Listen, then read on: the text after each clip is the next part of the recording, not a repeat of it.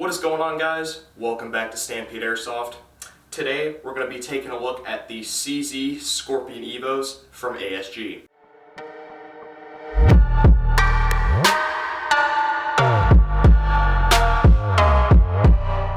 The Scorpion EVO was developed in the Czech Republic by the company CZ. For all of us in the US, they are very well known at the moment for being the company that just bought out Colt, which was one of the most iconic firearm industries in the US. The Scorpion EVO was put into service back in 2009 and has been used all over the world by different special forces and police units. Specifically, the two models of the EVO that I have in front of me right now are the EVO 3A1 and the EVO 3 ATECT. They are both very similar in design, however the ATECT has a little bit more modern features on it that I will touch on later. Both of these are almost fully polymer, just like the real EVO, with some metal components here and there, but they are only metal if they are metal on the real EVO. Going from tip to butt on this gun, you have your orange tip. Now this is an outer orange tip that unscrews very easily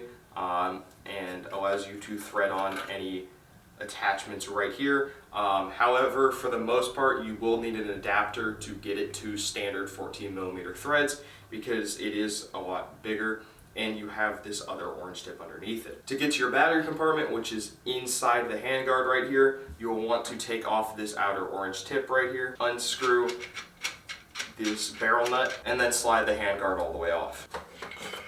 So underneath the handguard, this is all the space that you have for your battery. You have a small little channel that goes up inside of the receiver, and then you have some space above the barrel inside the handguard.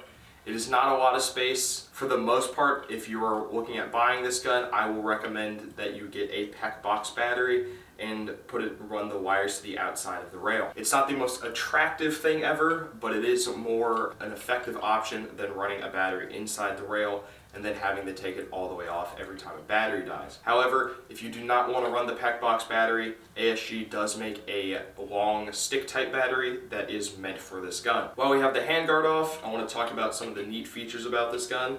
You are able to swap around some of the parts to make it left-hand friendly.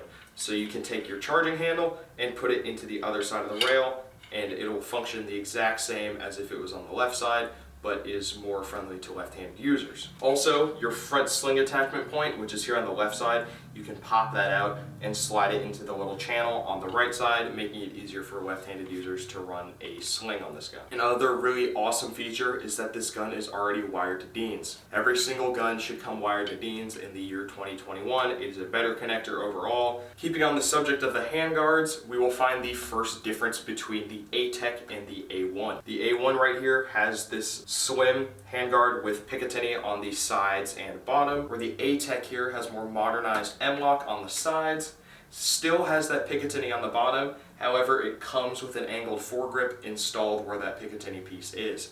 So if you wanted to put a different foregrip there, you could take this off and still take advantage of that Picatinny mount. Along the entire length of both of these guns is a standard Picatinny segment. Out of the box, it does come with a set of iron sights, with a front fiber optic iron sight and a rear peephole sight. The rear is adjustable for both windage and elevation with the use of a flathead screwdriver. And because this is standard Picatinny, you can put any optics that you want, red dots, magnifiers, all that good stuff. On the left side of the handguard is where you will find your charging handle. So if you pull back on the charging handle, it does lock back and open up your hop-up window. So the hop-up on this gun is very nice and is very accurate at getting you very precise hop on your BBs.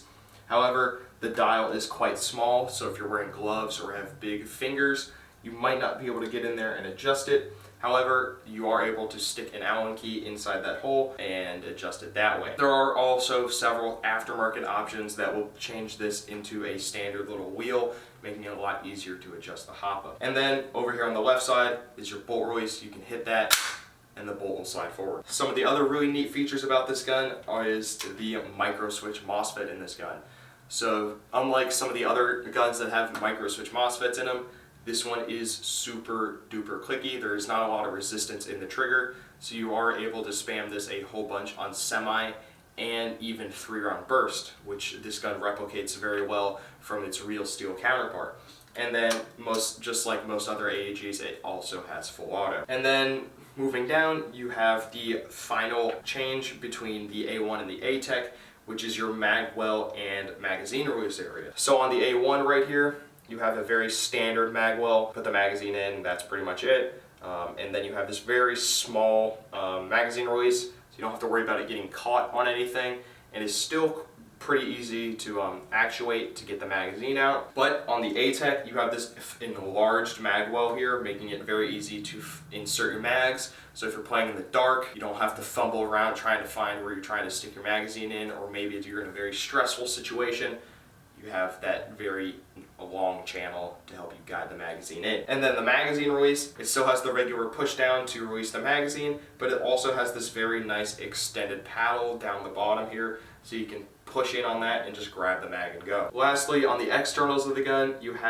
we have the stock. So this stock does extend out 3 positions, so it has all the way closed, a middle position, and then all the way open. You are also able to fold the stock over, so you're left with a very small, compact package. So if you're playing any roleplay games where you are able to conceal a weapon, this gun would be very good at doing so, because you fold the stock up and it is about the size of a small backpack. Touching on some of the internals on this gun, or some of the other internal features, this gun does have a magazine cutoff. So if you're using mid-caps. So if you're using mid-cap magazines, you run out of ammo, you go to switch the magazine and it's not shooting, don't worry, don't freak out, your gun isn't broken. You have to hit the magazine release to allow you to shoot again. That's a really cool feature for all of you guys looking for realism in an airsoft gun, because it's the same thing that you have to do if this was a real gun. Inside the gearbox, 90% of the parts on this gun are standard version 2. So all of your compression parts, your gears, motors, stuff like that, all of that will be standard version 2 parts. So the only parts that are proprietary on this gun are the tappet plate, spring guide, air nozzle, MOSFET, hop-up, and the trigger. However, ASG is very good about this, and they do sell all of these aftermarket and have them abundantly available. So if anything breaks on it, and is a proprietary part, don't worry, don't fret, ASG has you covered. And there are even companies that make aftermarket MOSFETs for these things. The Jeff-Tron Leviathan is one that we just installed in somebody's gun, and it works phenomenally.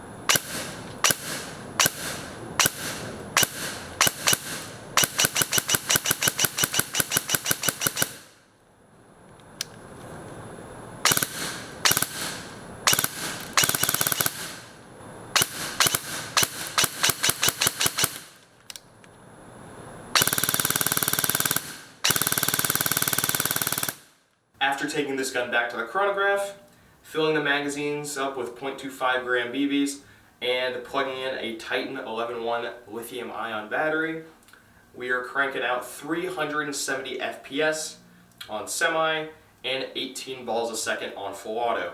Now that full auto is a little slow, however there is no sort of anti-reversal latch on these guns, so if they were to be any faster you would get back spinning issues. However, they do have aftermarket options for that, so if you wanted to make this thing shoot absolutely super fast, you could do that just with a little bit of aftermarket modification. But 18 balls a second is still a reasonable speed, and with that semi-auto trigger response, you still can shoot very, very fast on semi. And in my personal opinion, I would keep this gun on 3-round burst all day. Never put it on full auto, because you can still shoot it relatively fast on that 3-round burst. So if you're looking for a small, compact package that has the look of an SMG with all of the stylings of an SMG, but can still use it and have the functionality of a full-length rifle in airsoft, the Scorpion EVO is definitely the way to go. In my opinion, they're one of the best SMGs on the market right now, and for good reason. The performance is amazing.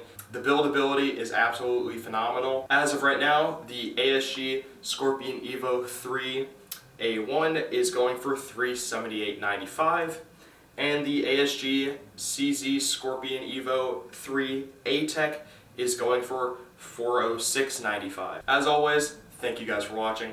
Don't forget to like, comment, and subscribe. Go check out our Facebook and Instagram page to stay up to date with all the good stuff that we're getting in the shop, and I will see you guys next time.